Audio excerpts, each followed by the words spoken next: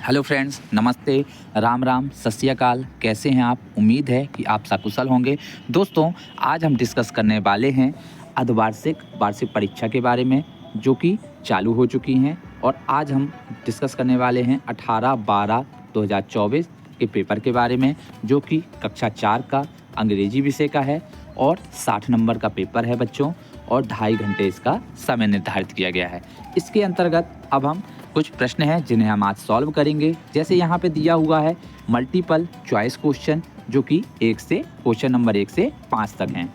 यहाँ पे इंस्ट्रक्शन यानी निर्देश दिए गए हैं कि choose and write the correct option, each question carries 1 mark. यहाँ पे मतलब कि हमको यहाँ पर सही विकल्प में से राइट क्वेश्चन का आंसर चुनना है और प्रत्येक प्रश्न के लिए 1 अंक निर्धारित है। यहाँ पे पहला प्रश्न पूछ रहा है कि who says I have a ball, किसने कहा कि मेरे पास बॉल है। तो देखिए बच्चों, इसका राइट आंसर होगा आंसर सी, सालू ने कहा था। दूसरा प्रश्न है कि who meet Appu on the way, रास्ते पे अप्पू किससे मिला था। तो देखिए बच्चों, इसका राइट आंसर होगा एन आंट यानी चींटी से मिला था। प्रश्न क्रमांक 3 है कि Seema finds the sweets under the, जो सीमा है वह मिठाई कहाँ पर प्राप्त करती है। तो देखिए बच्चों, इसका राइट आंसर होगा जो सीमा जो मिठाई है वह बेड यानी बिस्तर के नीचे प्राप्त करती है। अब अगला प्रश्न है कि the रेमिंग word for the rain, rain यानी होता है बच्चों बारिश यानी बरसात। अब इसके बारे में हम जान लेते हैं। तो आप पाएंगे कि इसमें पूछा गया है कि रेमिंग वर्ड यानी मिलते जुलते शब्द बताना है बच्चों। तो इसका राइट आंसर होगा रेन का गेन। देखिए, रेन और गेन में ज़्यादा अंतर नहीं है, ये मिलते मिलते समान ध्वनि वाले शब्द हैं। अब अगला प्रश्न है कि आई खालिस्तान माय टीथ डेली, मतलब कि मैं अपने दांतों को डेली ब्रश से साफ करता हूं या करती हूं। तो देखिए, इसका राइट आंसर होगा बी, ब्रश। तो इस प्रकार से आपको इन प्रश्नों के उत्तर करने हैं। अब बढ़ते हैं अगले प्रश्न की तरफ। अब अगला प्रश्न क्या कह रहा है बच्चों, देखिए यहाँ पे लिखा हुआ है कि filling the blanks, question number 6 से 10 तक। इन सबके भी 1-1 नंबर निर्धारित हैं। यहाँ आप इंस्ट्रक्शन देखेंगे कि ईच क्वेश्चन कैरीज 1 मार्क, मतलब कि सबके लिए यहाँ पे क्वेश्चन नंबर 6 से 10 के लिए 1-1 नंबर निर्धारित किए गए हैं बच्चों। यहाँ पे पहला प्रश्न है कि द चिल्ड्रन आर खालिस्तान काइट ऑन द प्लेग्राउंड, मतलब इसमें राइट आंसर इसमें आएगा दोस्तों फ्लाइंग, यानी कि चिल्ड्रन जो है वो काइट्स को प्लेग्राउंड पर उड़ा रहे हैं। अब दूसरा है कि दूसरा खालिस्तान आप देखिए, इसमें लिखा हुआ है कि द पोएट रैन टू खालिस्तान हाउ डू यू डू। तो इसमें आएगा द विंडो। तो आप यहाँ देखिए बच्चों, यहाँ पे आपने द विंडो लिख दिया इस प्रकार से कि poet ran to the window how do you do, आप कैसे करते हैं। तो अब यहाँ पे 8वें नंबर का प्रश्न देखेंगे कि यहाँ लिखा है the fish told her friend to keep away, कि जो फिश है यानी मछली ने क्या कहा उनसे फ्रेंडों से कि टू कीप अवे। चलो, तो यहाँ पे आएगा बच्चों इसका फ्रेंड्स आएगा। अब अगले में देखते हैं कि क्या लिखा है, Appu wanted to buy some oranges, यानी कि अप्पू यानी हाथी जो है वो क्या खरीदना चाहता है, कुछ ऑरेंज यानी संतरे खरीदना चाहता है। प्रश्न नंबर 8वां आप देखेंगे, 10वां देखेंगे कि इसमें लिखा हुआ है Khalistan Taj Mahal is made of wild marble, यानी कि द इसमें आएगा द एक विशेष है कि ताजमहल जो है वो किससे बना हुआ है, वाइट यानी सफ़ेद मार्बल से बना हुआ है। इस प्रकार से आपको इन प्रश्नों के उत्तर देने हैं। अब बढ़ते हैं अगले प्रश्न की तरफ कि अब अगला प्रश्न क्या कह रहा है बच्चों। यहाँ पे आप देखिए, यहाँ लिखा हुआ है very short answer type question 11 से 16 यानी 11 से 16, यानी कि आपको प्रश्न नंबर 11 से लेकर प्रश्न नंबर 16 तक इनके शॉर्ट में आपको आंसर देने हैं, संक्षिप्त में। और अब इसमें इंस्ट्रक्शन दिया गया है जिसे हम पढ़ लेते हैं कि answer the following question, each question carries 2 marks, मतलब कि प्रश्न नंबर 11 से लेकर प्रश्न नंबर 16 तक 2 अंक निर्धारित किए गए हैं। अब यहाँ पे हम प्रश्न नंबर 11 देख लेते हैं कि इसमें क्या पूछ रहा है कि how full moon looks like, how full moon looks like, कि कैसा दिखता है जो हमारा मून यानी चंद्रमा होता है वह कैसा दिखता है। तो देखिए यहाँ पे इसका आंसर होगा बच्चों कि the moon look like a lamp, कैसा दिखता है, लैम्प की तरह दिखता है। अब अगला प्रश्न है क्या बोल रहा है प्रश्न क्रमांक 12 कि यूज एप्रोप्रिएट पंक्चुएशंस मार्क्स, यानी आपको इसमें पंक्चुएशंस लगाने हैं। जैसे यहाँ लिखा है ही इज़ राजू, तो आप राजू में क्या लगाएंगे, यहाँ फुल स्टॉप लगाएंगे, यानी ये पूरा वाक्य हो गया कंप्लीट, तो यहाँ पर आप पूर्ण विराम लगाएंगे। तो इस प्रकार से आपको इस प्रश्न का उत्तर देना है। वहीं बात करें, अभी दूसरा भी दिया हुआ है जिसे आप देख लीजिए। जैसे दिया है did you also get some gift, क्या तुमने गिफ्ट कुछ गिफ्ट लिए हैं, तो यस, तो इसका आंसर आप इसमें प्रश्नवाचक बनाना है। तो did you also get some gifts, प्राप्त कर लिए हैं, तो इसमें प्रश्नवाचक पूछ रहा है, तो आपको यहाँ प्रश्नवाचक पंक्चुएशंस लगाना है। अब बढ़ते हैं अगले प्रश्न की तरफ। क्या अगला प्रश्न क्या कह रहा है? अगला प्रश्न है प्रश्न क्रमांक 13 कि what are Bhola and his friend doing, यानी भोला और उसके फ्रेंड्स क्या कर रहे हैं। तो देखिए बच्चों, इसका आंसर यहाँ पे आप देखेंगे कि इसका आंसर है कि जो भोला है and his friends are flying kites, यानी क्या उड़ा रहे हैं, फ्लाइट्स यानी काइट यानी पतंग उड़ा रहे हैं। तो इस प्रकार से आपको इस प्रश्न का उत्तर देना है। अब अगला प्रश्न है बच्चों प्रश्न क्रमांक 14 कि what was the message on the book shelf, मतलब कि बुक सेल्फ यानी होती है किताब रखने की अलमारी, यानी what was the message on the book shelf, यानी अलमारी पे क्या मैसेज है, अलमारी पर क्या मैसेज था। तो देखिए बच्चों, इसका उत्तर होगा कि look under your bed was the message on the book shelf, यानी कि अपने बेड के नीचे देखो, ये मैसेज था बुक सेल्फ के नीचे, look under the your bed. अब बढ़ते हैं अगले प्रश्न की तरफ कि अब अगला प्रश्न क्या कह रहा है। आपने अगर हमारे चैनल को सब्सक्राइब नहीं किया है तो फटाफट चैनल को सब्सक्राइब कर दो यार। अगला प्रश्न है बच्चों प्रश्न क्रमांक 15 कि pick the odd one out, यानी आपको इनमें क्या बताने हैं, आउट वर्ड बनाने हैं जो कि मिलता जुलता शब्द ना हो, जो कि बिल्कुल अलग हो। जैसे यहाँ पहला दिया है कि एयर, हेयर, पेयर और लुक, तो इसमें जो ऑड है वो क्या है, लुक। आप देखेंगे कि एयर में भी AIR लिखा है, HAR, हेयर, पेयर ये सब एक से हैं, लेकिन लुक क्या है, इनसे जस्ट उल्टा है ना, अपोजिट लिख रहा है। वहीं बी वाले में आप देखिए यहाँ लिखा हुआ है ईस्ट वेस्ट सन साउथ, तो यहाँ पे जो ये ईस्ट वेस्ट सन साउथ है ये क्या है, दिशाएं हैं, लेकिन यहाँ पे जो ये सन लिखा है ये जस्ट अलग है, यानी कि अपोजिट है। तो यहाँ पे हम इसको आउट वर्ड निकालेंगे। तो इस प्रकार से आपको आउट वर्ड निकालने हैं बच्चों। अब प्रश्न क्रमांक आप 16 में देखेंगे कि 16 में क्या कह रहा है। प्रश्न क्रमांक 16 देखिए कि rearrange the letter and write the correct word. आपको क्या करना है, इनको रीअरेंज करना है, यानी इनमें जो शब्द दिए हैं वो आगे पीछे दिए हुए हैं, तो आपको क्या करना है, इनको सही शब्द जमा कर लिखना है। जैसे कि आप यहाँ देखेंगे इसका 16वें का आंसर कि इसमें आपने क्या करना है, हमको यहाँ फाउंड, यहाँ ग्राउंड करना है। तो आपको हम यहाँ पे करके दिखा देते हैं बच्चों कि कैसे करना हुआ है। देखिए आप यहाँ पे जैसे लिख देंगे क्या है, इससे शब्द बनाना, तो हमने क्या लिख दिया, सही शब्द FOUND, ये बनाना है सही शब्द रीअरेंज करके। अब इसमें क्या बनाना है, ग्राउंड बना दिया GROUND। तो इस प्रकार से आपको रीअरेंज करके शब्दों को लिखना है। बढ़ते हैं अगले प्रश्न की तरफ कि अब अगला प्रश्न क्या कह रहा है। अगला प्रश्न आप देखेंगे यहाँ पे लिखा हुआ है कि शॉर्ट आंसर टाइप क्वेश्चन, 17 से 22 नंबर के क्वेश्चन में, यानी 17 से लेके 22 तक के क्वेश्चन में आपको इनके शॉर्ट आंसर देने हैं। अब यहाँ भी इंस्ट्रक्शन दिया गया है, जैसे पढ़ लेते हैं कि answer the following question, each question carries 3 marks, मतलब कि प्रत्येक क्वेश्चन के लिए 17 से लेकर 22 तक 3 मार्क्स निर्धारित किए गए हैं। अब यहाँ प्रश्न क्रमांक 17 देखिए क्या बोल रहा है, वेयर वर मीना स्वीट्स। इसका आंसर होगा बच्चों कि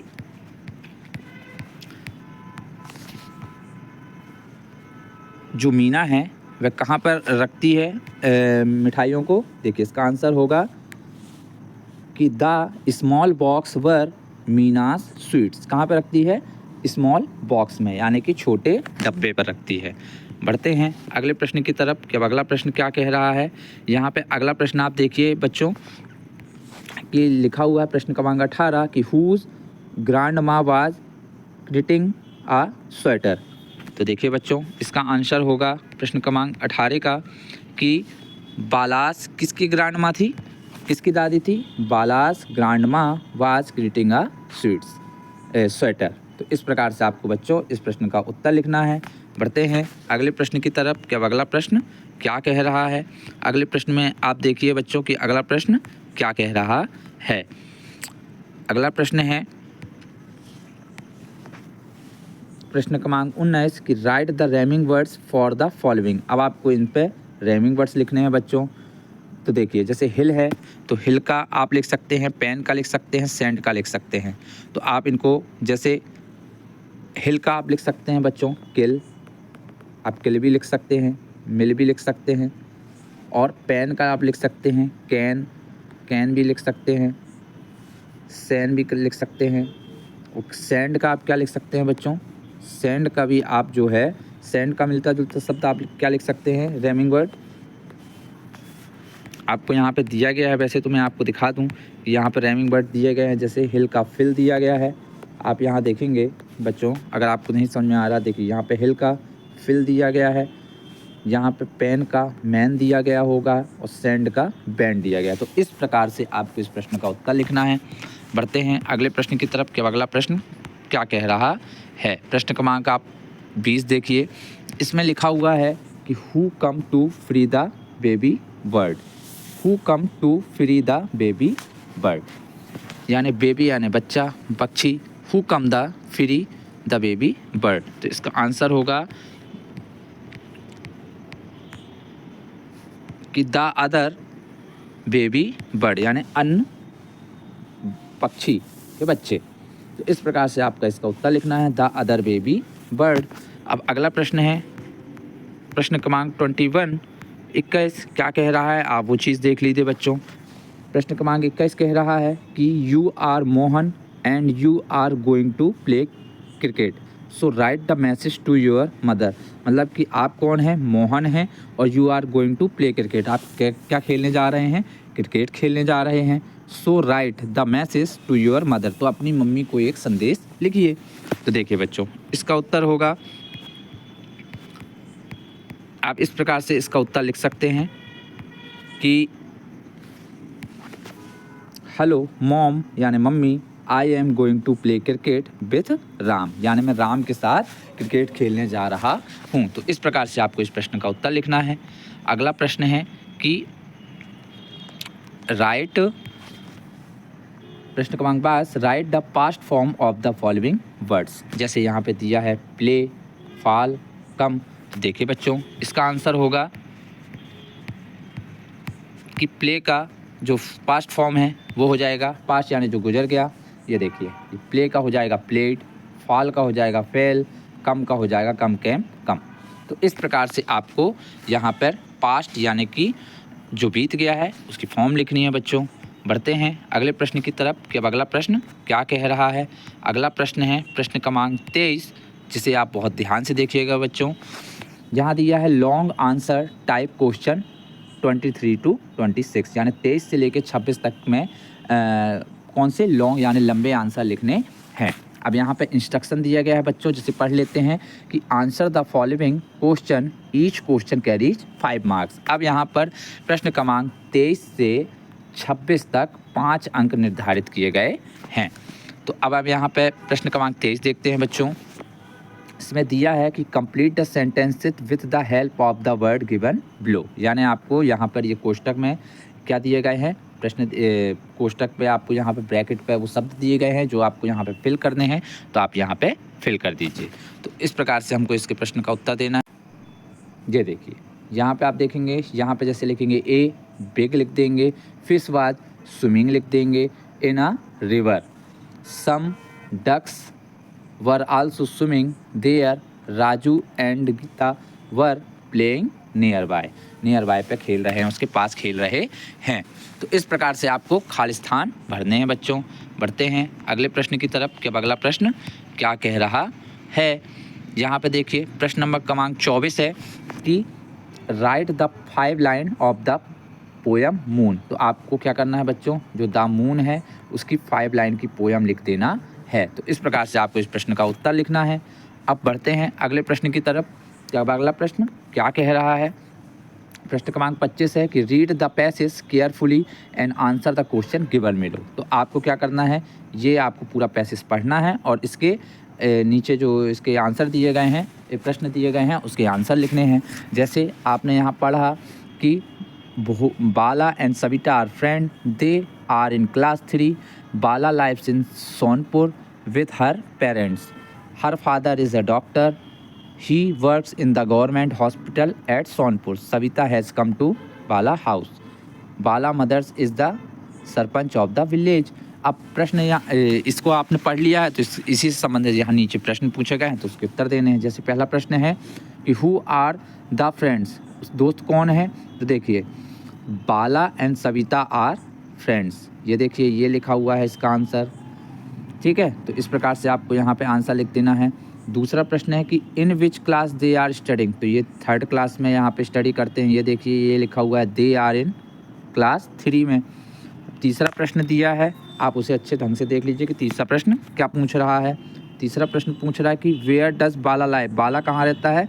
बाला, ये देखिए इसका आंसर ये लिखा है Bala live is Sonpur with her parents. चौथा प्रश्न पूछा है कि who is the sarpanch of the village, तो कौन है? बाला की जो माँ है, ये इसका आंसर लिखा हुआ है कि जो बाला की माँ है वो सरपंच हैं उस गाँव की। अगला प्रश्न है कि where does Bala father work, तो जो बाला के फादर हैं वो कहाँ पे वर्क करते हैं? वो गवर्नमेंट हॉस्पिटल सोनपुर में वर्क करते हैं, ये उसका आंसर है। तो इस प्रकार से आपको बच्चों इन प्रश्नों के उत्तर देने हैं। बढ़ते हैं अगले प्रश्न की तरफ। प्रश्न क्रमांक 26 बोल रहा है कि राइट एन ऐसे ऑन एनी टॉपिक, किसी एक टॉपिक पे आपको ऐसे लिखना है बच्चों।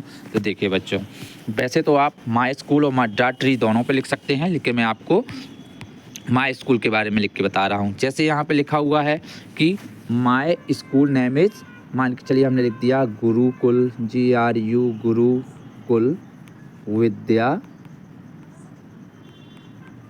मंदिर। तो इस प्रकार आपको लिखना है कि माई नेम इज गुरुकुल विद्या मंदिर, my school is near by my house, यानी कि मेरा जो स्कूल है वो मेरे घर के पास है। तीसरा है my school has a big playground, मेरे स्कूल में एक बहुत ही बड़ा प्लेग्राउंड है, यानी खेल का मैदान है। चौथा there are 12 teacher in my school, यानी कि यहाँ पर मेरे यहाँ 12 शिक्षक हैं। फिर पांचवा है आई लव माई स्कूल, यानी मैं अपने स्कूल को बहुत प्यार करता हूँ। छठवा है I spend most of my time, मतलब मैं अपना मोस्टली टाइम यहाँ पे एक्सपेंड करता हूँ। तो इस प्रकार से आपको माई स्कूल के बारे में ऐसे लिख देना है बच्चों। उम्मीद है कि आपको यह प्रश्न पत्र समझ में आया होगा। मिलते हैं अगले प्रश्न पत्र के साथ, आंसरों के साथ। जब तक के लिए जय हिंद, जय भारत।